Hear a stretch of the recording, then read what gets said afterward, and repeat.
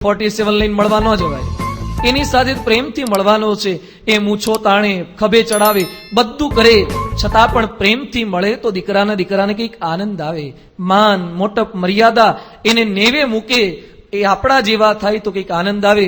ભગવાન એ ભક્ત જેવા બને છે તો આનંદ આવે છે. બાળ પ્રભુ ધીરે ધીરે મોટા થઈ રહ્યા છે. એનું વર્ણન કરતા લખે છે, મુખડું શોભે અતિ બાલુડે વેશરે, સુંદર બુરા માથે નાના નાના કેશરે, હરખે ઝુલાવે માતા દૂધ સાકર પાય રે, માતાને મન વેલા વેલા મોટા થાય રે. માતા ધીમે ધીમે એને પોષણ આપી રહ્યા છે, લાડ લડાવી રહ્યા છે. આ છપૈયાની જે કઈ સ્ત્રીઓ હતી એ બાળ પ્રભુના દર્શન કરવા માટે એ ધર્મ દેવતાને ભક્તિદેવીના ઘરે પધારી રહી છે. ત્યાં આવે, આ લાલાને રમાડવાનો લાભ પ્રાપ્ત કરે. એ સમયે ભક્તિદેવી પોતાની પાસે જે કઈ પદાર્થો એમને અર્પણ કરે છે. પોતાની પાસે જે કઈ સાધન સામગ્રી હોય એ બધી પેરામણીની અંદર આપે છે. બધી સખીઓએ પોતાના ઘર તરફ પાછી ફરતી હોય ત્યારે પરસ્પર સ્ત્રીઓ વાતો કરે કે તને શું મળ્યું, તને ભક્તિદેવીએ શું આપ્યું. જેમ બેસતું વર્ષ હોય અને છોકરાઓ બધા પરસ્પર બધા મિત્રો ભેગા થાય ને ત્યારે પૂછે તારે કેટલા ભેગા થયા, એ કે તારે કેટલી નોટો આવી. નહીં, બેસતા વર્ષે છોકરાને 5ની નોટો મળે, રોકડા રૂપિયા મળે, એટલે એ લોકોની એ દિવસની કમાણી છે. એ પરસ્પર વાતો કરે કે મારા આટલી નોટો ભેગી થઈ, લખોટી કમાઈને આવ્યા તો લખોટીની ચર્ચા કરે કે મારા આટલી ભેગી થઈ. એમ આ બધી બાઈઓ બધી ચર્ચા કરે છે કે તમે ભક્તિદેવીના દીકરાને રમાડવા ગયા હતા, તને કેટલું મળ્યું. એ વખતે પહેલી સખી કહે છે કે મને ચાંદીની થાળી આપી, ભક્તિ માતાએ ચાંદીની થાળી મને અર્પણ કરી. એટલે હું તો રાજી થઈ ગઈ કે લાલાને રમાડવા ગઈ, લાલાના દર્શન કરવા ગઈ, એમાં મને ચાંદીની થાળી મળી. બીજી સખી કહે છે તને તો ચાંદીની થાળી મળી ને, મને તો ચંદનનો હાર આપ્યો. એ ચંદનનો હાર તો એના કરતા પણ કિંમતી કહેવાય. તો ચાંદીની થાળીમાં શું મોહ પામી ગઈ, ચંદનનો હાર મગાય. એટલે પેલી બાઈને ચંદનના હારની ઈચ્છા થઈ. તો કે હાલ પાછી જઉં છું. એટલે પાછી ફરી ભક્તિદેવી પાસે અને ભક્તિદેવીને કહે છે કે મને ચંદનનો હાર આપો, ચાંદીની થાળી પાછી લઈ લો. ભક્તિદેવી કે એક હાર હતો, મેં આને આપી દીધો, મારી પાસે બીજો કોઈ હાર નથી. ના, કે મને ગમે તેમ કંઈક બીજું આના કરતા સારું આપો. પેલી બહેનપણી ના આપ્યું, મને આ કેમ નહીં. ભક્તિ માતાએ પોતાની પાસે બીજી કઈ મગમાળા જેવું હતું એ કાઢીને આપ્યું. પછી એ ચાલતા ચાલતા ગઈ અને રસ્તામાં કોઈક એની ત્રીજી બહેનપણી મળી. એને પૂછ્યું તને શું મળ્યું. એ કે મને તો આપતા હતા પણ મેં ના પાડી. એ કે શું આપતા હતા. એ કે મને ચંદનનો હાર આપતા હતા. એ કે તને ચંદનનો હાર આપતા હતા. હા, કે ચંદનનો હાર આપતા, તોય તે ના પાડી. હા, કે તોય તે મેં ના પાડી. શા માટે ના પાડી, તે શું લીધું એના બદલામાં. એ કે મેં ભક્તિ માતાને એટલું જ કીધું કે મારી ચંદનનો હાર નથી જોઈતો, તમારો જે લાલો છે એને મને છાતી સરસો ચાંપવા દો, બસ એટલામાં બધું આવી જશે. એ ચંદનના હારની મારે કોઈ વિસાત નથી. એ કે તું ગાંડી થઈને ચંદનનો હાર લેવા માટે શા માટે ફરીથી ગઈ. એ ભક્તિ માતાના દીકરાને એકવાર છાતીએ લગાવી તો તું જો, અને પછી જે તને આનંદની અનુભૂતિ થશે એ ચાંદીની થાળી કે ચંદનના હારની અંદર એ સુખ નથી રહેલું. ખાલી છાતીએ ભગવાનને લગાડે તો આનંદની અનુભૂતિ થાય. તો પ્રમુખ સ્વામી અખંડ હૃદયમાં ભગવાનને લઈને ફરે છે, તેમને કેટલા આનંદની અનુભૂતિ થાય. અખંડ હૃદયમાં ભગવાનને ધારીને ફરે છે. તો એ હૃદયમાં ભગવાનને ધારીએ તો આનંદની અનુભૂતિ છે. દુનિયાના તમામ પદાર્થ માત્ર, સુખ માત્ર એ ફીકા લાગે. ભગવાનનું સુખ જેણે લીધું એ. યોગી બાપા ઘણી વાર કહેતા કે સંસારનું સુખ કૂચા જેવું છે. આપણે પણ ઘણી વાર બોલીએ કૂચા છે, પણ આપણે મૌખિક રીતે બોલીએ, હૃદયમાં અનુભૂતિ ન પણ હોય, મોટે ભાગે ન જ હોય. યોગી બાપા કહેતા સંસારનું સુખ કેવું હોય. તો શેરડીની સિઝન, આ તો શેરડીનો વિસ્તાર છે, પ્રદેશ છે. એટલે આપણે રોડ પર જતા હોય અને પેલા શેરડીના કોલા હોય, રસ કાઢનારા હોય, પેલું મશીન હોય ચીચુડો, એની અંદર શેરડી નાખ્યા હોય, હાંઠા નાખ્યા હોય, અને પછી એક વાર નાખે રસ નીકળે, બીજી વાર નાખે, ત્રીજી વાર નાખે, 4-4, 5 વાર ભેગું કરી નાખે, ફેરવે, દબાઈ રસ માત્ર કાઢી લે. અને પછી સામે કૂચા પડે. એ કૂચા સામે નાખેલા હોય અને પછી ગધેડા ફરતા ફરતા જતા હોય, પેલાની ઈચ્છા હોય ગધેડાને ખાવા દેવામાં વાંધો નથી. ગધેડા પરસ્પર ભેગા થઈને કૂચા ખાતા હોય અને કૂચા મળે એટલે એક ગધેડું મોઢામાં નાખે, બીજું ગધેડું મોઢામાં નાખે, અને એક કોળીઓ ભર્યા પછી ગધેડું બીજા ગધેડાના મોઢા સામે જો અને પછી મલકાય કે વાહ, આજે તો ફીસ્ટ મળી ગઈ, આજે તો સરસ મજાની વાનગી મળી ગઈ. યોગી બાપા કહેતા કે ગધેડાને ક્યાં ખબર છે કે રસ માત્ર તો નીકળી ગયો છે, આ તો કૂચા છે. કૂચા ખાય છે અને એકબીજાના મોઢા સામે જોઈને મલકાય છે, એમ પરમાત્માની સુખ અને શાંતિની અનુભૂતિ તો ગુણાતીત સંત કરે છે. બાકી બીજા બધા તો કૂચા ખાય છે અને એ કૂચામાંથી આપણને અનુભૂતિ આવે. ગુણાતીતાનંદ સ્વામી એ વાતોમાં લખ્યું છે કે અક્ષરધામમાંથી મચ્છરિયું મૂત્ર્યું. કોણ મૂત્ર્યું? ચિંતા ના કરતા, નવસારીની જેમ ઉપર મચ્છર નથી. હા, અહીંયા મચ્છરની અનુભૂતિ થાય છે, એમ ઉપર કઈ મચ્છર નથી. ત્યાં ઓડોમસ લગાવવાની કે કઈ સ્પ્રે મારવાની જરૂર નહીં પડે. પણ આ તો એક કલ્પના કરે છે કે અક્ષરધામમાંથી એક મચ્છરિયું મૂત્ર્યું અને એની જે કઈ જણ આવી એ જણમાંથી પૃથ્વીના તમામ માણસો સુખી છે. એમાંથી જે કઈ જણ પડી હશે એમાં અમેરિકામાં થોડાક છાંટા વધારે પડી ગયા લાગે છે, જાપાન બાજુ રશિયા એ બધા દેશોમાં થોડાક છાંટા વધારે પડ્યા અને ગુજરાતમાં એમાં થોડુંક માપનું પડ્યું હશે. મચ્છરનું મૂતર કેટલું ને એમાં છાંટા કેટલા પડે, એમાંથી આખા પૃથ્વીલોકના માણસો સુખી છે. તો મૂળ ભગવાનના ધામની અંદર કેવું દિવ્ય સુખ હશે, એની કંઈક અનુભૂતિ આપણે કરી શકીએ છીએ. અહીંયા એ ભક્તિદેવીના લાલને દર્શન કરતા લોકો આનંદની અનુભૂતિ કરે છે, પણ કેટલાક લોકો દુઃખી છે. હવે કોણ દુઃખી હશે? અહીંયા લખે છે કે જે લોકો વિરોધી હતા, જે અસુરો હતા, એને હજી પણ દુઃખ થાય છે. દલપતરામ લખે છે કે આજે જ્યાં ગગન ગન જવાસો સુકાઈ જાય, તરુવર તો તમામ ફાલીને ફૂલાય છે. સૂરજની શોભા દેખી સર્વને સંતોષ થાય, ગુવડ તો ગલાઈ ખૂણે ઘણા ગભરાય છે. અદેખાને ઉપદ્રવ કરે નહીં કોઈ તોય, અદેખાનું શરીર સ્વભાવથી સુકાય છે. સુણોરુડા રાજહંસ દાખે દલપતરામ, જેમ ફોસ્ફરસ સ્વભાવથી બળી જાય છે. ઘણા ફોસ્ફરસ જેવા હોય, દિવાસળીને આમ ઘસે ને તરત હળગી ઉઠે, સ્વભાવથી બળી જાય. સોડિયમ જેવા હોય, સોડિયમને તો ઘસવું ન પડે, એની જાતે સળગે, એવા માણસ હોય જ. અદેખાને ઉપદ્રવ કરે નહીં કોઈ તોય. મહાભારતમાં ઉલ્લેખ આવે, દુર્યોધનનું શરીર દુબળું થતું જતું હતું. દુર્યોધનને પ્રશ્ન પૂછ્યો કે મરડો છે, પેટમાં તકલીફ છે, કબજિયાતની તકલીફ છે, કે ખાધેલું પચતું નથી, ખાવા મળતું નથી, વજન કેમ એટલું બધું ઘટી રહ્યું છે? દુર્યોધન શું બોલ્યા? એક પાંડવો યજ્ઞ કરે છે, પાંડવોની વાહ વાહ થાય છે, એનો યશોગાન ગવાય છે, એ મારાથી સહન થતું નથી. કોઈનો ઉત્કર્ષ થાય સહન ના થાય. ભલા ઉસકી કમીઝ મેરી કમીઝ તે જ્યાદા સફેદ કૈસે, રીન કા ચમત્કાર. કોકનું શર્ટ, કોકનું ખમીસ એ આપણા કરતા સફેદ થાય એ સહન ન થાય. ઈર્ષાની ભાવના, બાજુવાળાના ઘરમાં ફ્રીજ આવે ને ધુમાડા આપણા ઘરમાં નીકળે, એના ઘરમાં ટાઢું પાણી થાય ને આપણા ઘરમાં ઊનું થાય. ઈર્ષાની ભાવના, કોઈનો ઉત્કર્ષ સહન થતો નથી. માઇકલ જેક્સનનું નામ સાંભળ્યું છે ને?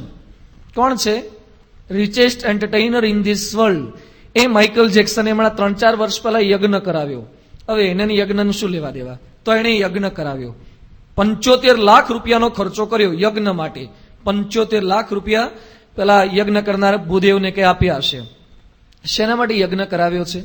એને 23 માણસો નડે છે. કોણ નડે છે? 23 માણસો નડે છે. એના હરીફ હોય ને, પ્રતિસ્પર્ધી હોય, એવા માણસોના નામ લખ્યા, લિસ્ટ આપ્યું કે આટલા માણસો મરી જાય એના માટે યજ્ઞ કરવાનો.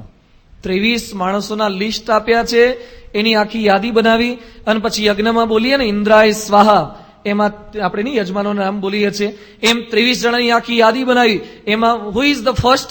એમાં પહેલું કોણ છે? સ્ટીવન સ્પીલબર્ગ, જેણે જુરાસિક પાર્ક ડાયનોસોરની ફિલ્મ બનાવી છે, એનું નામ પહેલું લખ્યું છે. એવા ઘણા બધા ડિરેક્ટર, ઘણા બધા એક્ટર, એક્ટ્રેસીસ જે માઇકલ જેક્સનને નડે છે, એવા 23 જણાના નામ લખીને અને પેલા પાસે યજ્ઞ કરાય. સ્ટીવન સ્પીલબર્ગ આય સ્વાહા, એ મરી જવો જોઈએ, પેલો મરવો જોઈએ, એમ કરીને આવા યજ્ઞ કરાવે છે. કેવી માણસોની હલકટ વૃત્તિ છે. કોઈક આગળ વધે એ આપણાથી સહન ના થાય. અદેખાને ઉપદ્રવ કરે નહીં કોઈ તોય, અદેખાનું શરીર સ્વભાવથી સુકાય છે.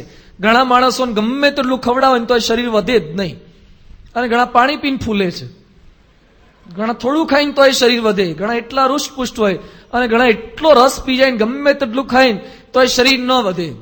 અદેખાઈ કરતા હોય. એટલે જેટલા દુબળા હોય બધા ખોટું લગાડવાની જરૂરિયાત નથી, અને જેટલા જાડા હોય બધા રાજી થવાની જરૂરિયાત નથી. જાડા અદેખાઈ કરતા હોય, પટલાઈ કરતા હોય. પણ આ તો ખાલી કહેવાય એમ માગે છે કે ઉપદ્રવ કોઈ ન કરે છતાં પણ માણસોની જાતે જાતે દુઃખી થતા હોય છે. કોઈકનો ઉત્કર્ષ એ સહન ન થાય, કોઈકના વખાણ થાય એ સહન ના થાય.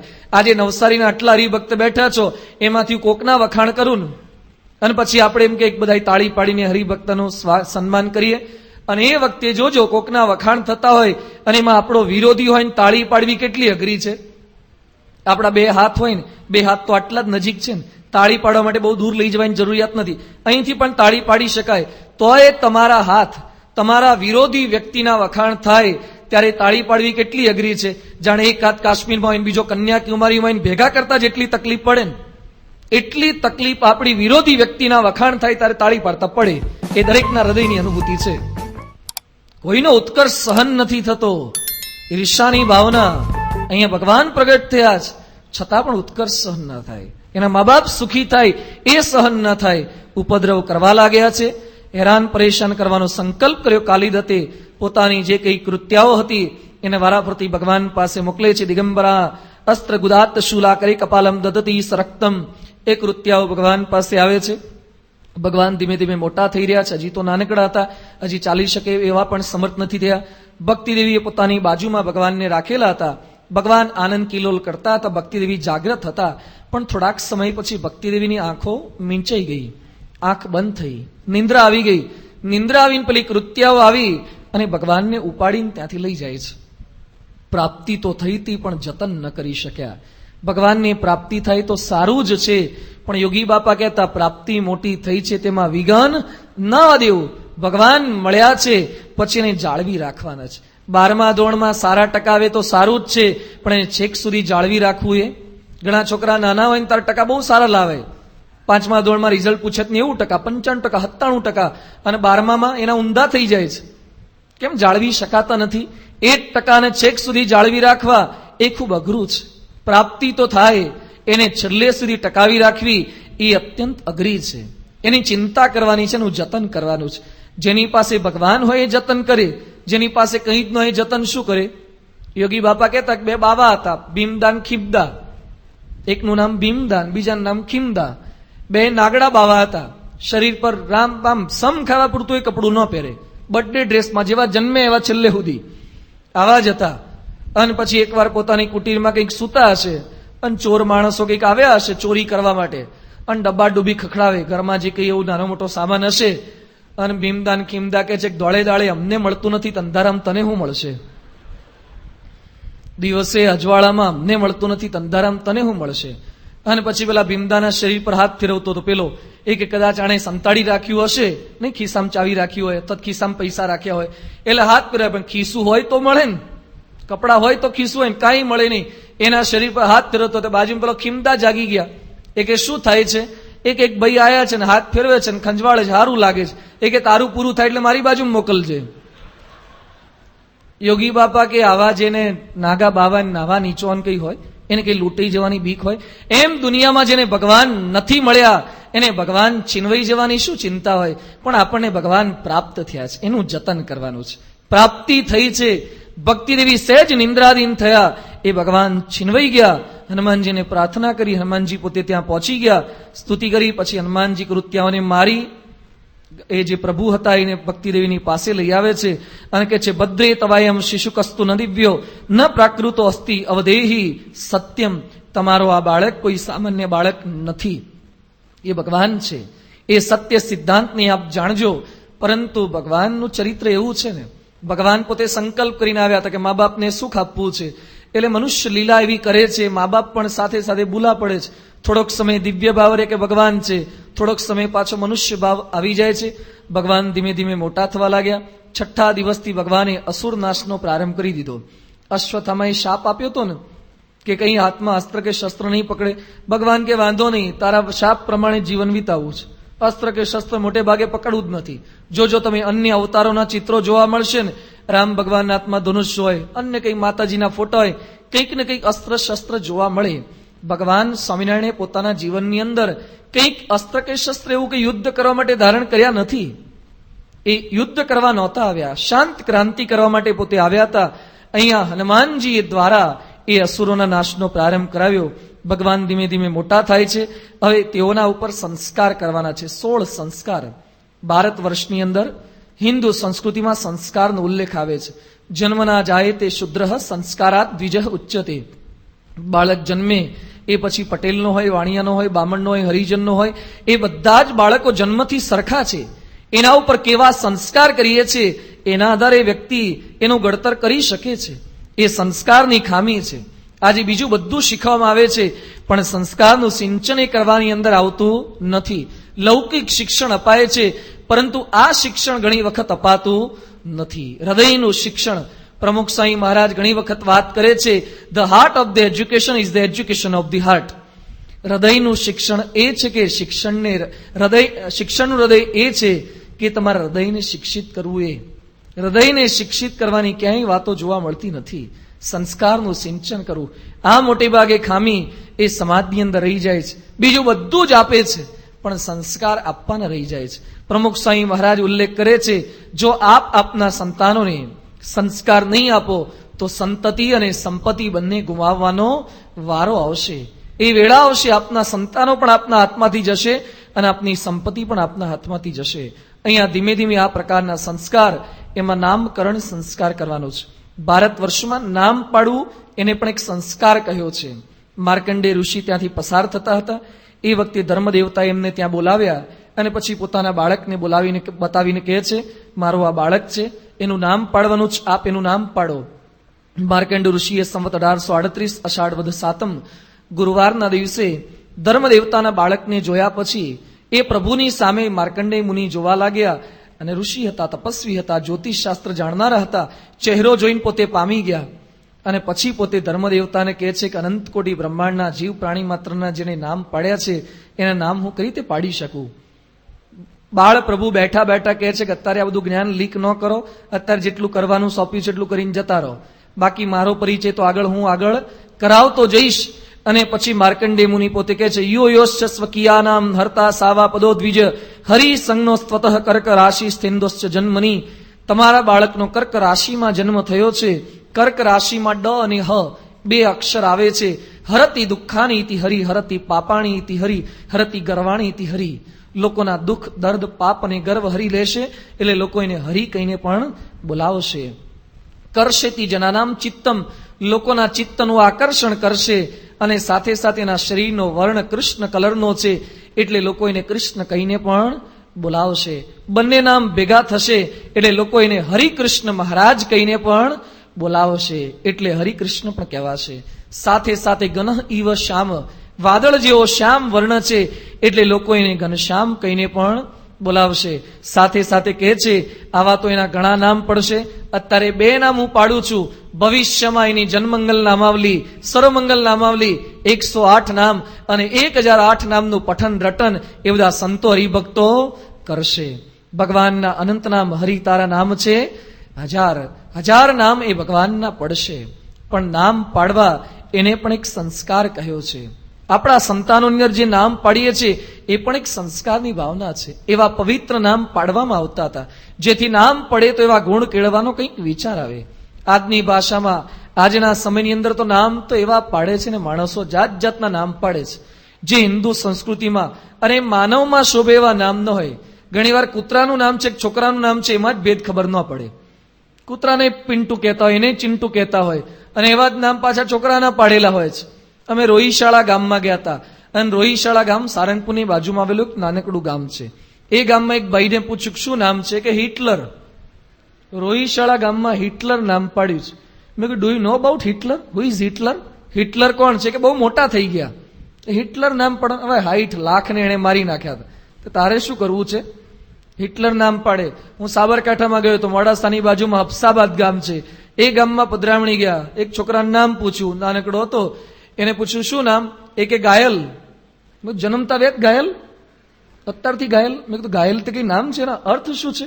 ગાયલ નામ કેમ પાડ્યું? કે સ્વામી સન્ની દેઓલની ફિલ્મ આવી હતી ગાયલ એટલે એનું નામ ગાયલ પાડ્યું છે. છોકરાના નામ ફિલ્મ પરથી ફેનિલ ને ટેનિલ ને મોનિલ ને કંઈક અર્થ તો હોવા જોઈએ ને. હવે ફેનિલ પાડ્યું છે, અત્યારે નાનો હોય ત્યારે ફેનિલ કંઈક સારું લાગે, 80 વર્ષનો થશે ને ફેનિલ દાદા કેવું લાગશે? થોડોક તો વિચાર કરો નામ પાડતા.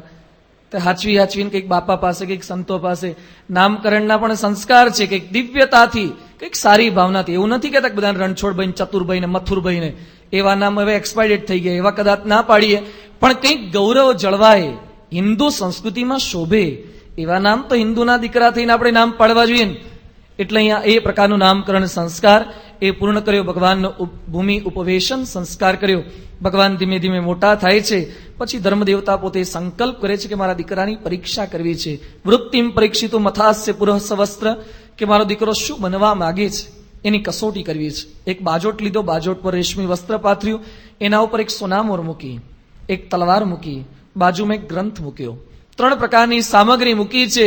અને પછી ધર્મદેવતા પોતે પરીક્ષા કરે છે કે મારો દીકરો શું બનશે. બાળક નાના હતા ઘનશ્યામ મહારાજ, એ ઘનશ્યામ મહારાજ ગોઠણભેર પોતે ચાલે છે, એ બાજોટની બાજુમાં જાય છે, અને બાજોટની બાજુમાં ગયા પછી 3 વસ્તુની જોવી. હવે બાળક હોય તો ચળકતી વસ્તુમાં લલચાય, બાળક હોય તો તલવારને પકડવા જાય, પણ એમણે તલવારને ન પકડી, એમને સોનામરને ન પકડી, એમણે શાસ્ત્રને પોતાના હાથમાં લીધું. ધર્મ પિતાએ કરી પરીક્ષા, એ તો દડબડ દોડ્યા, પુસ્તક લીધું હાથે એણે, તલવાર સિક્કો છોડ્યા. શું છોડ્યું? તલવાર અને સોનામોર સિક્કો છોડ્યો અને પુસ્તક હાથમાં લીધું. મહારાજ પોતાના જીવન દ્વારા એ સાબિત કરી બતાવવા માંગતા હતા કે તલવારથી ક્યારે દુનિયામાં શાંતિ નહીં આવે. ગમે તેટલા અસ્ત્ર કે શસ્ત્ર પકડશો, શાંતિ નહીં આવે. સંપત્તિ ગમે તેટલી સોનામોર પ્રાપ્ત થશે, શાંતિ નહીં આવે. શાંતિ તો શાસ્ત્રમાં છુપાયેલી સમજણથી શાંતિ આવશે. એ શસ્ત્ર છોડ્યું, એમણે સોનામોર છોડી અને શાસ્ત્ર પકડ્યું. એ સમયે ગીતાનું શાસ્ત્ર હતું. ભગવદ્ ગીતાના પાના ખોલ્યા, ધર્મદેવતાએ જોયું, એમાં લખેલું હતું યદા યદા હિ ધર્મસ્ય ગ્લાનિર્ભવતિ ભારત.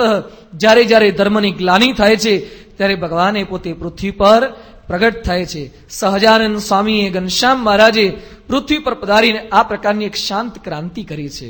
ભગવાન સ્વામિનારાયણે પૃથ્વી પર પધારી અને લોકોના આ પ્રકારના આંતરિક પરિવર્તન એ સમજણના આધારે કર્યા છે.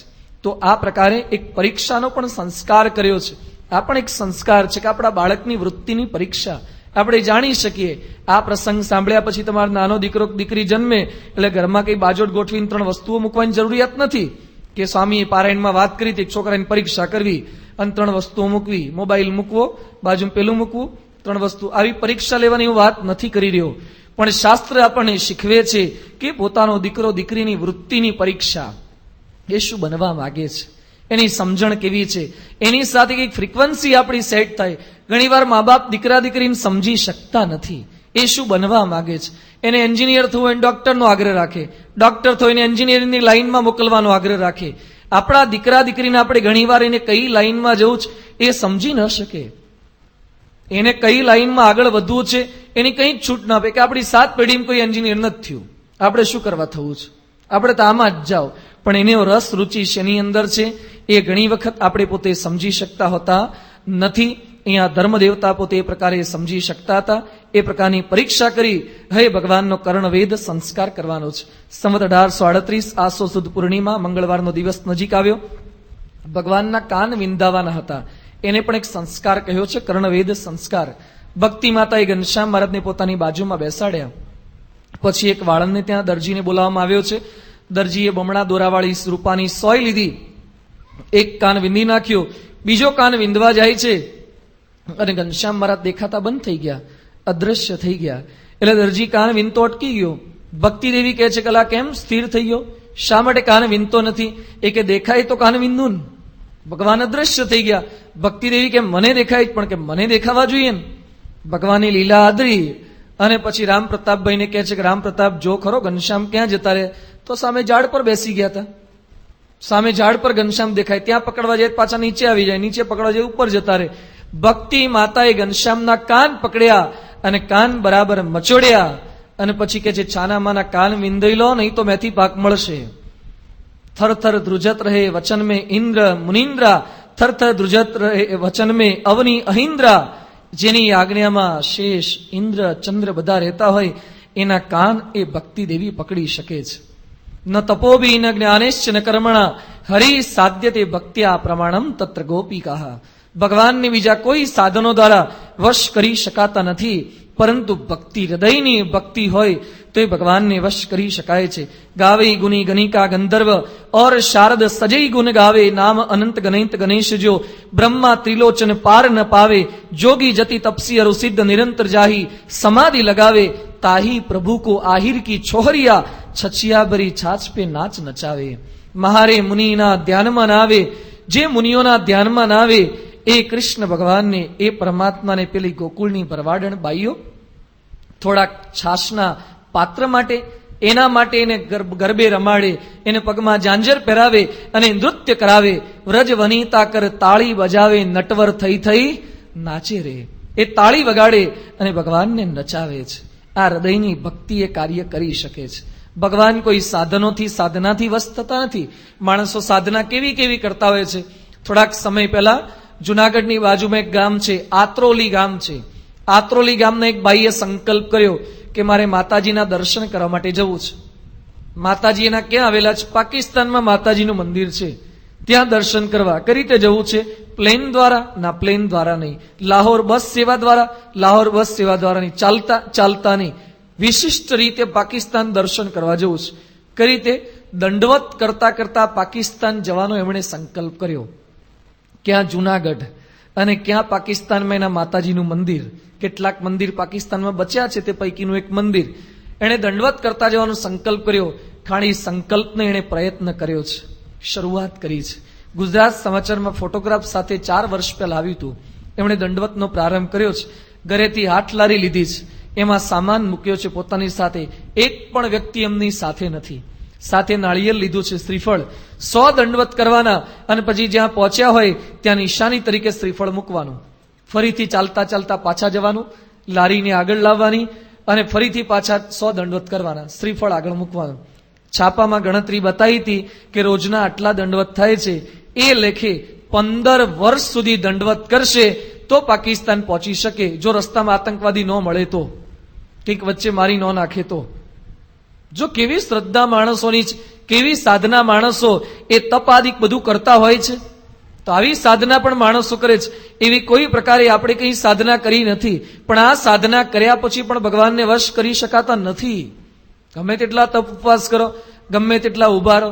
અમે નાસિક કુંભ મેળામાં ગયા હતા અને કુંભ મેળામાં એક બાબાજી હતા અને બહાર બોર્ડ મારેલું હતું, ખડે બાબા. બહાર ખડે બાબા કે ઉભા રહે છે.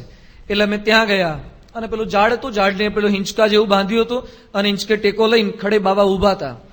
એટલે એની બાજુમાં પેલો સેવક, ચેલાઓ બધા હોય, ચેલાઓ ચેલકીઓ બધા. એટલે પેલો એક ચેલો મળ્યો. ચેલાને પૂછ્યું કે ખડે બાબા? હા કે ખડે બાબા. એટલે કીધું એ એકલા થોડા ખડે બાબા, અમે ખડે બાબા જ છીએ ને, અમે ઉભા જ છીએ ને. એ કે વૈસે નહીં, આપ તો અભી ખડે બાકી બેઠ જાएंगे. આ તો ખડે. મેં કીધું કિતને સાલ સે ખડે? એ કે પિછલે 13 સાલ સે ખડે હે. 13 વર્ષથી ઉભા હતા. લિટરલી એના પગ નીચેથી સાવ ખવાઈ ગયા હતા, કાળા પડી ગયા હતા, બ્લડ સર્ક્યુલેશન ન થાય, અંગૂઠાના નખ નીકળી ગયા હતા અને થાંભલા જેવા બની ગયા હતા. રૂવાટી ખરી પડી હતી, કારણ કે લોહીનું પરિભ્રમણ બંધ થઈ ગયું હતું. ઉભા ને ઉભા જ હતા, ઉભા જ બધી ક્રિયા કરવાની. જો માણસો સાધના કરતા હોય એવું ઘણીવાર આપણને બહાર દેખાય. આપણને એમ લાગે કે ભગવાનને પ્રાપ્તિ માટે સાધના કરે છે.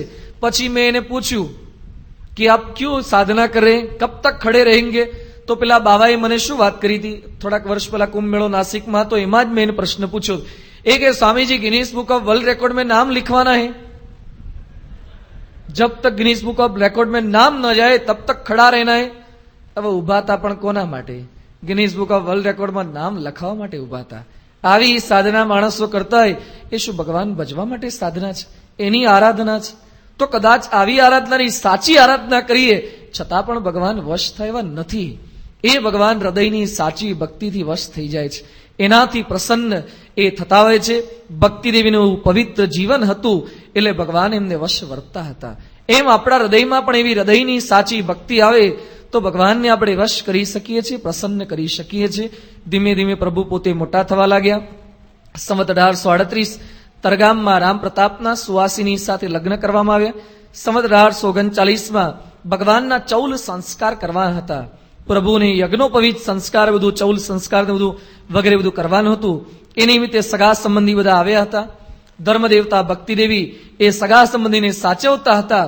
અને પછી સગા સંબંધીની સરબરામાં એટલા પડ્યા કે બાળક એ ઘનશ્યામની સંભાળ રાખવાનું પોતે ભૂલી ગયા. એક નાનકડા ઘનશ્યામે પોતાના મિત્રો સાથે નાનકડા ઘનશ્યામને રમાડવા લાગ્યા. ભક્તિદેવીની ચિંતા છોડીને સગા સંબંધીને સાચવવામાં પડી ગયા. આ બાજુ કાલિદત્ત આવ્યો. કાલિદત્ત એ ભગવાનને મારવા માટે પ્રયત્ન કરે, વાવાઝોડું ફૂક્યું, વૃક્ષો બધા અથડાવા લાગ્યા અને પછી વૃક્ષ પાડ્યું. ભગવાનના માથા ઉપર છત્ર સમૂહ એ વૃક્ષ ગોઠવાઈ ગયું. છતાં પણ ભગવાન તો હસી રહ્યા છે. આપત્તિ આવે છતાં પણ હસતા હસતા એનો સામનો કરતા ભગવાને પોતાના જીવનમાંથી આપણને શીખવે છે. મુશ્કેલીઓ તો આવે, વૃક્ષ પડ્યું છે છતાં પણ ઘનશ્યામ મહારાજના મોઢા ઉપર પ્રસન્નતા છે. જો આગળ આપણે વાત કરી ને કે મુસીબતો આવે, દુઃખ આવે, છતાં પણ દુઃખની અંદર ભગવાન અને ભગવાનના ભક્ત એ ક્યારે પોતે દુઃખ નથી માનતા. પૂર્વે અવતારોના જીવનમાં પણ દુઃખ આવ્યા છે. રામ ભગવાનના જીવનમાં કેટલા દુઃખ આવ્યા હતા. રામ ભગવાનનો રાજ્યાભિષેક થવાનો હતો. 108 નદીઓના જળ એકત્ર કર્યા હતા. બધા ઋષિ મુનિઓ આવી ગયા હતા, સંતો મહંતો સગાવાલા બધા આવી ગયા હતા, અને રાત્રિમાં કંઈક ફેરફાર થઈ ગયો. જેને રાજ્યાભિષેક થવાનો હતો એને જંગલમાં જવું પડ્યું. છતાં પણ રામ ભગવાને કોઈની સામે કેસ કર્યો છે? શાસ્ત્રોમાં ઉલ્લેખ આવે છે કે રામ ભગવાન જ્યારે રાજ્યાભિષેક માટે જતા હતા, આહુતસ્ય અભિષેકાય વિસૃષ્ટસ્ય વનાય છે ન મયા લક્ષિતસ્ય સ્વલ્પોપી આકાર વિભ્રમઃ. રામ ભગવાન જ્યારે રાજ્યાભિષેક માટે જતા હતા અને જંગલમાં જતા હતા, એ બંને સમયના રામ ભગવાનના ક્લોઝઅપ મેં લીધા છે, ફોટા પાડ્યા છે. ઋષિ લખે છે કે બંને ફોટા પાડ્યા છે, પણ રામ ભગવાનના એક પણ ચહેરામાં સહેજ પણ ફેરફાર થયેલો જોવા મળતો નથી. શું ભગવાનની અંદરથી દૃઢતા હશે? દુઃખોની અંદર પણ સ્થિરતા. આપણે તો ગાડીમાં, કોલિસમાં કે સુમોમાં કે નાની ગાડીમાં આગલી સીટ પર બેઠા હોઈએ, અને પછી કોક આવે કે બીજા મહેમાન આવ્યા છે અને તમે થોડાક પાછલી સીટ પર બેસી જાઓ. આપણને આગલી સીટેથી ઉભા કરી અને પાછલી સીટ પર બેસાડે, પ્લાસ્ટિક સર્જરી કર્યા વગર મોઢું ફરી જાય. તરત જોજો, પહેલી ખુરશીમાં બેઠા હોય, બીજા મોટા મહેમાન આવે, ખુરશી સેટ ચેન્જ કરાવે, બહારથી નહીં જણાવીએ, અંદર તો ફેરફાર થઈ જાય છે. જ્યારે રાજ્યાભિષેકની જગ્યાએ જંગલમાં જવાનું થાય અને મોઢા પર ફેરફાર ન થાય, રામ ભગવાનને ભજવા એટલે આ શીખવાનું જ એમના જીવનમાંથી. કૃષ્ણ ભગવાનનું તેના કરતા વિપરીત હતું. કૃષ્ણ અને પ્રશ્ન, એમના જીવનમાં તો અપાર પ્રશ્ન આવ્યા છે, દુઃખો આવ્યા છે. આમાંથી જે છોકરાનો જેલમાં જન્મ થયો, આંગળી ઊંચી કરો. કોનો જેલમાં થયો તો ભાઈ? કોઈનો નહીં. આખા નવસારીમાં કોઈનો જેલમાં જન્મ જ નથી થયો. જેલમાં જન્મ ક્યારે થાય? તમારી મમ્મી આગુ પાછું કર્યું હોય તો ને, મમ્મીને જેલમાં પૂરી હોય તો જેલમાં જન્મ થાય ને. કૃષ્ણ ભગવાનનો જન્મ ક્યાં થયો તો? જેલમાં. જો જન્મતા વેદ જેલ. હવે કોઈક સગર્ભા બાઈ હોય, હવે સામાન્ય રોડ પર કામ કરનારા મજૂર હોય છે ને, એને પણ પ્રસૂતિના સમયે સારી વાનગીને બધું ખવડાવતા હોય, પોષણ આપતા હોય છે. અહીંયા દેવકીને કોણ પોષણ આપનારું હતું?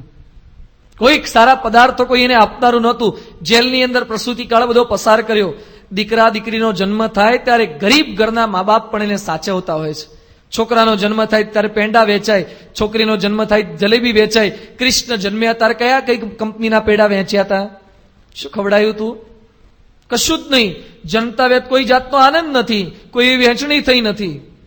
અહીંયા લોકની અંદર છોકરા છોકરીનો જન્મ થાય ને ત્યારે મામા માસી આવે ખબર કાઢવા માટે, અને છોકરો જન્મે ત્યારે મામા માસી આવે, અને પછી જોન્સન એન્ડ જોન્સન પાવડરના ડબલા લઈને આવે, ઘૂઘરા લઈને આવે, છડા લઈને આવે, અને જબલા લઈને આવે, એ કે ભાણાભાઈ માટે લાયા, આવું બધું લઈને આવે. કૃષ્ણ ભગવાન ભાણા હતા, તેના માટે મામા શું લઈને આવતા હતા? એના મામા નહોતા કંસ? શું લઈને આવતા? મારવા માટે આવતા હતા. કૃષ્ણ ભગવાનને મામાનું પણ સુખ આવ્યું નથી. જોજો, જન્મથી શરૂ કરીને બધી ગણતરીઓ તમને કરાવું છું. જન્મ જેલમાં, એ પ્રસૂતિ કાળનું દેવકીનું સુખ નહીં, મામાનું સુખ નહીં. કદાચ મામા હારા હોય માસીનું જ સુખ આવે. માસીનું સુખ નહીં. માસી કેવા હતા? પૂતના માસી. મારવા માટે આવ્યા હતા, દૂધ પીવડાવવા નહીં, મારવા માટે આવ્યા. માસીનું એ સુખ નહોતું કૃષ્ણ ભગવાનને. કદાચ મામા માસીનું સુખ ન હોય તો પડોશીનું સુખ હોય તોય આનંદ થાય. નહીં આપણે પડોશીનું સુખ હોય, વાડકી વ્યવહાર ચલાવતા હોય છે. આપણા ઘરે કંઈક બન્યું હોય, પડોશીના ઘરે હાંડવો ઢોકળા કંઈક મોકલાવીએ, 2-2, 3-3 ઘણી વાર તો સોસાયટીથી બીજી સોસાયટી સુધી વાડકીઓ જાય. આવો સંબંધ સારો હોય તો. કૃષ્ણ ભગવાનને પાડોશીનું પણ સુખ નહીં, કોઈ વાડકી મોકલાવતું જ નહોતું. કૃષ્ણ ભગવાન કે કોઈ આપતું નથી, આપણે જાતે લેવાનું શરૂ કરીએ. એટલે એમણે જાતે ચોરવાનું શરૂ કર્યું. તો વાડકી વ્યવહારનું પણ સુખ નહોતું. હાજ પડે બધી ફરિયાદોનો ઢગલો જ હોય. તારો કનૈયો અમારે ચોરી કરી જાય, તારો કનૈયો માખણ લઈ જાય, તારો કનૈયો દૂધ દઈ જાય, તારો કનૈયો માટલા ફોડ નાખે. કૃષ્ણ ભગવાન કે પાડોશીની ઉપાધિ છે, એનું સુખ એમને આવ્યું નથી. કૃષ્ણ ભગવાનને એમના પત્નીનું પણ સુખ નહીં. કૃષ્ણ લગ્ન પહેલા કે લગ્નનું સુખ, તો મોટે ભાગે લગ્નમાં કેટલો આનંદ કિલ્લોલ હોય છે, લગ્નમાં કેટલો ખર્ચો માણસો કરતા હોય છે, બધું તૈયારી બધી કરી. કૃષ્ણ ભગવાનને લગ્ન પણ થતા નહોતા, કારણ કે મથુરાવાળા એમ માને કે આ ગોવાળીઓ છે. મથુરાવાળા એમ સમજતા હતા કે આ તો નંદનો યશોદાનો દીકરો ગોવાળીઓ છે, એને આપણી ક્ષત્રિયની કન્યા ન અપાય. અને ગોકુળવાળા એમ માને કે આ તો ક્ષત્રિયનો દીકરો છે, એને આપણી ભરવાડન ન અપાય. બે બાજુથી ના આપે. કૃષ્ણ ભગવાન કે આપણે જાતે શરૂ કરવું પડશે. એમણે જાતે રૂકમણીજીનું અપહરણથી પ્રારંભ કરી દીધો કે આ લોકો નહીં આપે, એટલે આવું કર્યું. બીજું શાસ્ત્રોમાં લખ્યું, લગ્નનું સુખ ના આવે તો કદાચ સ્વસુર ગૃહનું તો સુખ આવે. શાસ્ત્ર ઉલ્લેખ આવે છે, અસારે સંસારે, અસારે એવા સંસારમાં શસ્ત્રાનું ઘર એક શાંતિનું ધામ છે.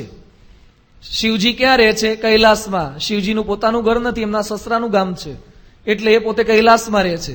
કારણ કે પાર્વતીજીનું જન્મસ્થાન એ પર્વતસ્ય અપત્યમ, પર્વતની દીકરી પાર્વતી હતા, એટલે શિવજી પણ સસરાના ઘરે રહે છે. વિષ્ણુ ભગવાન ક્યાં રહે છે? દરિયામાં. વિષ્ણુ ભગવાનનું ગામ દરિયો નથી, એ તો એમના ઘરવાળા, એમના પત્નીનું દરિયો છે, દરિયાની પુત્રી હતા, એટલે ત્યાં પોતે રહે છે. શિવજી પોતે સસરાના ઘરે રહી શકતા હતા. વિષ્ણુ ભગવાન દરિયામાં સસરાના ઘરે રહી શકતા. અને કારણ કે આનંદની અનુભૂતિ થાય, તમે પણ મોટી ઉંમરે પણ નાની ઉંમરે જયારે સસરાના ઘરે જાઓ અને જમાઈનો વટ હોય જા, જમાઈ માટે ગાડલા પથરાઈ જાય ને, પાણીના ગ્લાસ આવી જાય ને, બધું હાચવે કરે ને, અને પછી ડીશ મુકાઈ જાય ને, ડીશ ઉપાડવી ન પડે, જમાઈનો વટ હોય છે. તો આ બધા જમાઈનો આનંદ લેતા. કૃષ્ણ ભગવાનને જવું ક્યાં? ઉપાડીને લાયા હતા. જવા જેવું રાખ્યું હતું? અપહરણ કરીને લાવે, પછી સસરાના ઘરે બેહવા જવાય? તો એનું પણ સુખ નહોતું, એની પણ ઉપાધિ હતી, પત્ની તરફથી પણ અશાંતિ. 16,108 હતા. કેવા હેરાન થતા હશે, તમે ગણતરી માંડી શકો ને? એકમાં આટલી ઉપાધિ આવે તો 16,108માં શું તકલીફ પડે? એ તો મારે શું નિરૂપણ કરવું હવે એનું? તો કેટલી તકલીફ પડે. દીકરાનું સુખ નહીં, દેવતાના દીકરા કોલસા, એવા દીકરા પાક્યા હતા. માને જ નહીં, ગાંઠે જ નહીં, દારૂમાં પડી ગયા, અંદર ઝઘડ્યા, એમાં મર્યા. જન્મમાં દુઃખ, મૃત્યુ પણ દુઃખદાયી. કૃષ્ણ ભગવાનનું મૃત્યુ કઈ રીતે થયું? કૃષ્ણ ભગવાનને પારધીએ બાણ મારી અને મૃત્યુ પોતે પામ્યા છે. નિમિત્ત એવું ઉભું કર્યું, પણ ભગવાનનું મૃત્યુ પણ આવું થયું. જન્મથી શરૂ કરી અને ભગવાનના જીવનમાં હંમેશા કષ્ટ આવ્યા છે, પણ કૃષ્ણ ભગવાન વાંસળી વગાડીને મધુરું મોટું મિસકાન જ કરતા રહ્યા છે, એ હસતા જ રહ્યા છે. તો ભગવાનનું જીવન આપણને આ શીખવે છે. કષ્ટ, ઉપાધિ, દુઃખો તો આવે, પણ એ દુઃખોની વચ્ચે પણ આનંદમાં રહી શીખે. ઘણીવાર આપણે ભગવાનની બાજુમાં બેઠા હોય, પૂજા કરતા હોય, તો પૂજામાં એટલા દુઃખી થઈ ગયા હોય ને, ઘણીવાર ઘણા માળા ફેરવતા હોય, આગળ મૂર્તિઓ પાથરી હોય, તો એ પૂજામાં એટલા મૂડલેસ બેઠા હોય, બહારથી કોઈક માણસ પસાર થાય ને એને એમ લાગે કે આ લોકોને કોણ જાણે કેટલું દુઃખ પૂજા કરવામાં પડતું હશે. પૂજામાં એટલા દુઃખી થઈ ગયા હોય. હવે પૂજામાં શેનું દુઃખ આવે છે? એમાં જ કંઈક આનંદની અનુભૂતિ થાય ને, પણ આપણને એ વાત સમજાઈ નથી. અહીંયા ઘનશ્યામ મહારાજ પોતાના જીવન દ્વારા આપણને શીખવી રહ્યા છે, દુઃખો કષ્ટો તો આવવાના, પણ એની વચ્ચે પણ હસતા રહી શકાય છે. પછી કાલિદત્તે મારવાનો પ્રયત્ન કર્યો, પછી ભગવાને સંકલ્પ કર્યો, જે સૂરજ સામી રજ નાખે, ઉલટી આવી પડી આંખે. કાલિદત્ત મોતની શરણ થયો. આ બાજુ ધર્મદેવતાને ભક્તિદેવીને જયારે જાણપણું આવ્યું કે ઘનશ્યામ ક્યાં, જાણપણું આવે પછી થોડીક વાર થઈ ગઈ હોય છે, પછી દુઃખ થાય છે, પશ્ચાતાપ થાય છે, પણ શરૂઆતમાં આપણે ઓળખી શકતા નથી. એકવાર એક ગામની અંદર પેલા ગાંચીની દુકાન હતી, તેલ પડીનો ધંધો કરે, અને નાનકડી હાટડી હતી, અને પછી લો કે પાયલીનું તેલ, લો આઠાનાનું ઘી ને ગોળ આ બધી ખરીદીને વેચાણ બધું કર્યા કરે. એક પેલા સંત મહાત્મા ત્યાંથી પસાર થતા હતા. સંત મહાત્મા એની પાસે ગયા અને પછી કહે છે કે મારી પાસે પારસમણી છે, મારે 4 માસે જાત્રા પર જવું છે, પારસમણી તું રાખી મૂક. એ કે ડોન્ટ ડિસ્ટર્બ મી, અત્યારે ઘરાક બધા ખોટી થાય છે કે, અને પારસમણી હાલ બાજુ પર રાખો કે. અને તેલ આપવા લાગ્યો, ઘી આપવા લાગ્યો, ગોળ જોખવા માંડ્યો. મહાત્મા કે હમત તો ખરો પારસમણી. એ કે જે હોય કે, પણ સાચવા મૂકી તો રાખ, એટલું તો કર. એ કે આ ગોખલામ મૂકી દો. ગોખલામ પારસમણી મુકાવડાયો. 4 મહિના મહાત્મા જાત્રા કરવા જતા રહ્યા. 4 મહિના પછી પાછા ફરતા હતા, મહાત્માજી વિચાર કરતા હતા કે હવે તો પાછા જઈશું, ગામમાં ઝૂંપડી ને એની જગ્યાએ ઇસ્કોન પ્રોઝોન મોલ થઈ ગયો હશે, બિગ બજાર થઈ ગયું હશે, આખું હાઈ રાઇઝ બિલ્ડિંગ બની ગયા હશે, અને આગળ તો 1000 ને એસ્ટીમ જેવી ગાડીઓ હશે. આવો મહાત્મા સંકલ્પ કરતા ગયા હતા, કારણ કે પારસમણી આપીને ગયા હતા, લોઢા નડાળીને હોનું થઈ જાય.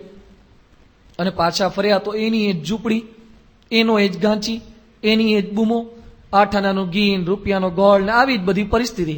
મહાત્માને ધ્રાસકો પડ્યો કે 4 મહિના પારસમણી આપ્યો, છતાં પણ હું દારિદ્ર્ય કેમ ટળ્યું નહીં. મહાત્મા ત્યાં ગયા, કોઈ ગ્રાહક નહોતું, એટલે કહે છે લા પારસમણી ક્યાં ગયો, લાવ પારસમણી. એ કે જ્યાં મૂક્યો ત્યાંથી લઈ લો. તે ગોખલામ પારસમણી પડ્યો, તો ઉપર સેપટ જામી ગયો, તો સાફ સુફી કરી અને પછી કે મૂર્ખ, તને ખબર છે હું તને શું આપી ગયો હતો? એ કે શું આપ્યું તું? ગ્રાહક નહોતા, નવરો હતો. એટલે કે પારસમણી છે, કે પારસમણી શું થાય? એ કે લોઢા નડાળીને હોનું થઈ જાય. લાવ તારી દુકાનમાંથી લોઢું લાવ, કે લાવ તારા ત્રાજવા અડાડી આપું, હોનાના ત્રાજવા કરી આપું. પણ એના નસીબ એવા ફૂટેલા ને, ત્રાજવા એ પેલા ચામડાના હતા. લાવ બાટ લાવ, તે બાટ એ પેલા અક્ષરિયાન બશેરિયાન નદીના પાણકા આવે ને એ પાણા હતા. લોઢું લાવ, લોઢું ક્યાંથી લાવવું? તો પેલો ગોળ ભાગવાના, ગોળના ટુકડા કરવાનો છરો આવે ને, કાટ ખવાઈ ગયેલો, એ છરાને જેવું અડાડ્યું ને, એ પેલો છરો સોનાનો થઈ ગયો. અને પેલાની આંખો પોળી થઈ ગઈ બોલો ઘાંચી તો ચક્કર ખાઈ ગયો. એ કે મહાત્માજી કૃપા કરો, 5 મિનિટ માટે આપો, કેવળ 5 મિનિટ માટે. મારા ઘરની પાછળથી રેલવેના પાટા પસાર થાય છે, હમણાં અડાડીને આવું કે, અને પછી નિરાતે કાપ્યા કરીશ, તમારે જતા રહેજો. જો રેલવેના પાટા પસાર થાય એવી વાત કરે છે. અને કહે છે કે એ ઓળખી ના શક્યા. મહાત્માને વાત કરે છે કે 5 મિનિટ આપો. મહાત્મા શું બોલ્યા? એ કે 5 મિનિટની શું વાત કરે છે? 4 મહિના તારા ઘરમાં પારસમણી પડ્યો તો પણ તું ઓળખી શક્યો નથી. એમ ભગવાન અને સંત રૂપી પ્રમુખ સ્વામી રૂપી પારસમણી કેટલાકના ઘરમાં 40 વર્ષથી છે, કેટલાકના ઘરમાં 10 વર્ષથી, 5 વર્ષથી છે, પણ દારિદ્ર કેમ ટળતું નથી? ઓળખી નથી શકાતા, ઉપયોગ નથી કરી શકાતો. ઉપયોગ કરીએ તો દારિદ્ર ટળે ને, એનો કંઈક સમાગમ કરીએ તો દારિદ્ર ટળે. એમ ભગવાન અને સંતની પ્રાપ્તિ તો થાય છે, એનો કંઈક વિનિયોગ કરવાનો છે, ઉપયોગ કરવાનો છે. અહીંયા ધર્મ દેવતા એ ઘનશ્યામને ભૂલી ગયા. થોડાક સમય માટે સગા સંબંધીમાં પડ્યા, એમાં વ્યવહારમાં પડ્યા, અને ભગવાન વિસરાઈ ગયા. ફરીથી પાછા પોતાની પાસે લાવ્યા અને પછી વાલ કરવા લાગ્યા. એ ઘનશ્યામ પ્રભુ એ ધીમે ધીમે પોતાના બાળ મિત્રો સાથે બાળ લીલા બધી કરી રહ્યા હતા. ઘનશ્યામ જ્યારે પણ મીન સરોવર પાસે જાય અને પીપળાના ઝાડ પર ચડી અને ભગવાન પશ્ચિમ દિશા તરફ હંમેશા જોતા. પશ્ચિમ દિશા તરફ જોઈ અને પછી એ દિશા તરફ ઘણા સમય સુધી પોતે દ્રષ્ટિ કરતા રહે. વેણી, માધવ, પ્રાગ વગેરેના મિત્રો હતા. એ ઘનશ્યામને પ્રશ્ન પૂછે કે ઝાડ પર તો અમે પણ ચડીએ છીએ, પણ તું હંમેશા ઝાડ પર ચડી અને પશ્ચિમ દિશા તરફ શું જોયા કરે છે? એ દિશામાં કોણ રહેલું છે? એ વખતે નાનકડા ઘનશ્યામ પોતાના બાળ મિત્રોને કહેતા કે પશ્ચિમ દિશાની અંદર મારા ભક્તો એ મારી પ્રતીક્ષા કરી રહ્યા છે, મારી રાહ જુએ છે. એ ભક્તોને મળવા માટે મારે પહોંચવું છે. આપણે કેવા સૌભાગ્યશાળી કહેવાય કે ભારતમાં આપણો જન્મ થયો, કે પૂર્ણ પુરુષોત્તમ સ્વામિનારાયણ ભગવાન જે ભારતમાં જન્મ્યા, એ ભારત દેશમાં આપણો જન્મ થયો. એના કરતા પણ બહુ મોટું સૌભાગ્ય એ છે કે આપણો ગુજરાતમાં જન્મ થયો. કારણ કે ભગવાન જન્મ્યા છપૈયામાં, જન્મ્યા ઉત્તર પ્રદેશમાં, પણ નિવાસ કર્યો ભગવાને અહીંયા ગુજરાતની અંદર. ઉત્તર પ્રદેશ વાળા ભૈયાઓ રહી ગયા અને ગુજરાતીઓ ફાઈ ગયા. જે જન્મ્યા ઉત્તર પ્રદેશમાં જન્મ્યા હતા, મહારાજ ત્યાંના હતા, એ લોકો બધા રહી ગયા અને ગુજરાતી બધા ફાવી ગયા. એ બહુ મોટું આપણું સૌભાગ્ય છે કે ભગવાને આપણને પસંદ કર્યા. ભગવાન ઝાડ પર ચડીને વાટ જોતા હતા, પણ ભક્તો વાટ જુએ? ભગવાન તો આપણી પ્રતીક્ષા કરે છે આપણને મળવાની, પણ આપણને પ્રતીક્ષા થાય છે ભગવાનને મળવાની? આપણે રાહ જોઈએ છે ક્યારે ભગવાન મળાય. એમની અંદર તો આ પ્રકારની ભાવના છે. હવે આપણી મુમુક્ષુતા એ પ્રકારે જાગૃત થાય. ભગવાન ધીમે ધીમે મોટા થાય છે. વિશિષ્ટ પ્રકારના બાળ ચરિત્ર એ પોતે કરી રહ્યા છે. હવે છપૈયામાં થોડીક તકલીફ પડતી હતી. એ સમયે ધર્મદેવતા ભક્તિદેવી પોતે સંકલ્પ કરે છે આપણે અયોધ્યા રહેવા માટે જતા રહીએ. અયોધ્યા રહેવા માટે જાય છે. રસ્તામાં સરયુ નદી પણ પસાર કરે. સરયુમાંથી એકવાર નીકળતા હોય છે. નાવિકે પોતે નાવની અંદર બેસાડે છે. ધર્મદેવતા કહે છે કેટલું ભાડું તું લઈશ? નાવિકે ઘનશ્યામના ચરણોની અંદર 16 ચિહ્ન જોયા અને નાવિક પોતે કહે છે 16 ચિહ્ન જોયા પછી એને પ્રતીતિ આવી કે આ બાળક સામાન્ય નથી, એ ભગવાન લાગે છે. પછી પોતે કહે છે હું સરયુનો કર્ણધાર છું, આ ભવસાગરનો કર્ણધાર છે. એક ધંધાવાળા જે બે ભાઈઓ હોય ને એ ક્યારેય એકબીજા પાસેથી કોઈ પ્રકારે રકમ લેતા નથી. ભગવાનને પોતે નાવની અંદર બેસાડે છે અને પછી નાવ આગળ ચલાવે છે. અને પછી કે છેવટે જયારે નાવમાંથી પાર ઉતર્યા પછી ભાડાની વાત કરે છે. એ વખતે કે છે ભાડું આપવું હોય, શું ભાડું આપશો? मैंने तुमको पार लगाया, तुम मुझको पार लगा देना. મેં તમને આ નદીમાંથી પાર લગાયા છે તો એ મને ભવ સાગરમાંથી પાર લગાવી દેજો. રામાયણમાં પણ આવો જ પ્રસંગ, દિવ્ય પ્રસંગ આવે છે. ધોવા દોને રઘુરાય, તમારા પગ મને ધોવા દોને રઘુરાય. રામચંદ્ર ભગવાનને પેલો નાવિકે ગંગા નદીમાં ફેરવતો હોય છે અને પછી ગંગા નદીનો પટ મોટો તો હતો જ, પણ છતાં ઘણા સમય સુધી ફેરવ્યા. એટલે રામ ભગવાન કહે છે બહુ ફેરવીશ નહીં, મને ચક્કર આવે છે. ઘણા માણસો નાવમાં બેસે ને તાર ચક્કર આવે. રામ ભગવાન કહે છે બહુ ફેરવીશ નહીં, ગોળ ગોળ ફેરવીશ નહીં, મને ચક્કર આવે છે. એ વખતે પેલો નાવિક કહે છે મેં તમને 5-10 મિનિટ ફેરવ્યા, એમાં ચક્કર આવે છે તો 184 અમને ફેરવ કરો છો તો અમને ચક્કર નહીં આવતા હોય? આ વખતે ફેરવા જ છે બરાબર ના, તો અમને આમાંથી કાઢો ને. જો ભક્તની આ પ્રતિજ્ઞા છે, ભગવાનની આ દ્રઢતા છે કે ગમે તે ભોગે અમને આની અંદરથી બહાર કાઢો, એમ અહીંયા ઘનશ્યામ મહારાજને પણ નાવની અંદર બેસાડી અયોધ્યા પહોંચાડે છે. અયોધ્યામાં પહોંચાડી પ્રભુ એ પોતે અભ્યાસ કરવા લાગ્યા છે. ભગવાનનો વિદ્યાભ્યાસનો એ પ્રારંભ થાય છે. બાળપણથી એમની પ્રકૃતિ હતી. કાર્યણીના 3જા વચનામૃતમાં લખ્યું છે સારો હોય તે તો બાળપણાથી જણાય. બાળપણથી જણાય ભગવાનની સ્થિર ધીર ગંભીર તેઓની પ્રકૃતિ હતી. બાળપણથી તપની રુચિ એ તેઓના જીવનની અંદર આપણને જોવા મળતી હતી. વિદ્યાભ્યાસનો તેઓએ પ્રારંભ કર્યો. સંવત 1842 ચૈત્ર સુદ બીજ શુક્રવારના દિવસે એક શિક્ષકની નિયુક્તિ ધર્મદેવતાએ કરી. શિક્ષકનું નામ હતું હૃદયરામ. હૃદયરામ શિક્ષક હતા. કેટલું ઉત્કૃષ્ટ નામ છે, યથાયોગ્ય નામ. જે હૃદયથી રામને ભણાવે એ હૃદયરામ છે. પ્રેમથી ભણાવતા હતા. દરેક શાસ્ત્રોનો અભ્યાસ કરાવે. શિક્ષક પણ કેવા આદર્શ, વિદ્યાર્થી પણ એવા આદર્શ હતા કે ધર્મ દેવતાના પુત્ર ઘનશ્યામે જ્યારે જ્યારે શિક્ષક પાસે જાય ત્યારે શિક્ષકને પ્રણામ કરે, પંચાંગ પ્રણામ કરે. હૃદયરામ કે તારે મને પ્રણામ ન કરવા. ઘનશ્યામ કહેતા શાસ્ત્રોમાં લખ્યું છે આચાર્ય દેવો ભવ, આચાર્ય દેવતા સમાન છે. આજે તો આચાર્ય દંડવતની વાત તો શું છે, દંડા ફટકારે એવા છોકરાઓ તૈયાર થાય છે. આચાર્યની સામે પડે, આચાર્યને કોર્ટમાં કેસ કરે, મારે. અમે MS યુનિવર્સિટીમાં ભણતા ત્યાં એક છોકરાએ અમારા યુનિવર્સિટીના સાહેબને લાફો મારી દીધો હતો, ફટકારે. આવી પરિસ્થિતિ સમાજમાં સર્જાય છે. શિક્ષક પણ એવા, સાથે સાથે વિદ્યાર્થીઓ છાત્ર પણ એવા જ. એકવાર એક છોકરાને સાહેબે પ્રશ્ન પૂછ્યો, છોકરાને જવાબ ન આપ્યો તો એ છોકરો હસહસ કરતો હતો. સાહેબ કેલા ડોબા, જવાબ નથી આવડતો તો એ હસહસ કરે છે. એ કે સાહેબ તમે જ શીખવાડ્યું છે, મુસીબત ગમે તેવી આવે તો એ હસતા હસતા સામનો કરવો. તો હસતા હસતા આવા મુસીબતના સામના કરવાના છે. કંઈ શીખને, કંઈક ભણને. તો છોકરાઓ પણ આવા હોય છે, કંઈ ભણવું જ નથી. આજે કોલેજમાં જાત જાતના day, chocolate day, rose day, Valentine day એટલા બધા ઉજવાય છે. અમે MS માં ભણતા ત્યાં અમારે એક ડે ઉજવતા હતા, આઉટરેજિયસ ડે. આજે ઓડ ડે કે છે, મિસ મેચ ડે. સૌથી વિચિત્ર જે કપડાં પહેરી લાવવાને એને ઇનામ મળે. અમારી વખતે ઘણા પહેલા હતા, એક બાજુ ચડ્ડી હોય ને એક બાજુ પેન્ટ હોય. એક બાજુ ચડ્ડીની બાય હોય ને એક બાજુ લાંબુ પેન્ટ હોય, ઉપર શર્ટ, એની ઉપર બંડી પહેરવાની, હેલ્મેટ પહેરવાનું. પછી ઓર્થોપેડિક સર્જનના ત્યાંથી પેલા પાટા લઈ આવે, કાઢી નાખેલા પાટા હોય ને ફ્રેક્ચરના, એ બધા પાટા લઈ આવીને પહેરે. અને એક બાજુ વાળ કાપી નાખે, એક બાજુ ટાલ હોય.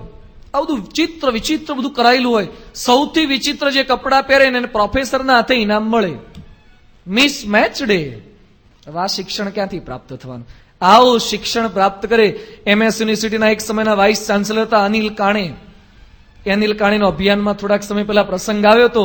કોલેજમાં છોકરીઓ છે ને ખરાબ કપડાં પહેરીને આવી, એટલે કેટલાક સારા છોકરાઓ એ પ્રોફેસર પાસે ગયા અને પ્રોફેસરના વાઇસ ચાન્સેલરને વિનંતી કરી કે સાહેબ આવું તો ન જવું જોઈએ, આટલા ટૂંકા કપડાં પહેરે, અમારું ભણવામાં મન રહેતું નથી, એ લોકોએ મર્યાદા પ્રમાણે કપડાં તો પહેરવા જ જોઈએ. સાંભળજો યુનિવર્સિટીના વાઇસ ચાન્સેલર શું બોલ્યા. Don't worry my friends, beauty is to be seen, not to be touch. Beauty જોવા માટે તો છે. યુનિવર્સિટીના વાઇસ ચાન્સેલરોની અંદર પણ આ પ્રકારની વૃત્તિ હોય તો કયા પ્રકારે શિક્ષણ આપી શકશે? એટલે શિક્ષણનું અધઃ પતન એ થાય છે.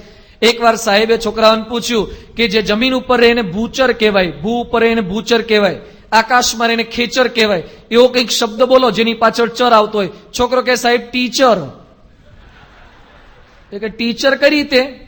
એ કે ભૂ ઉપર રહે એને ભૂચર, ખેમાં રહે એને ખેચર, તો ટીચર. એ કે સાહેબ ટી ઉપર રહે ટીચર, જે ચા ઉપર રહે એ ટીચર. આવા ટીચરો છે જેની અંદર ટીચિંગનું લક્ષણ ન રહ્યું હોય એને ટીચર કેમ ના કહેવાય?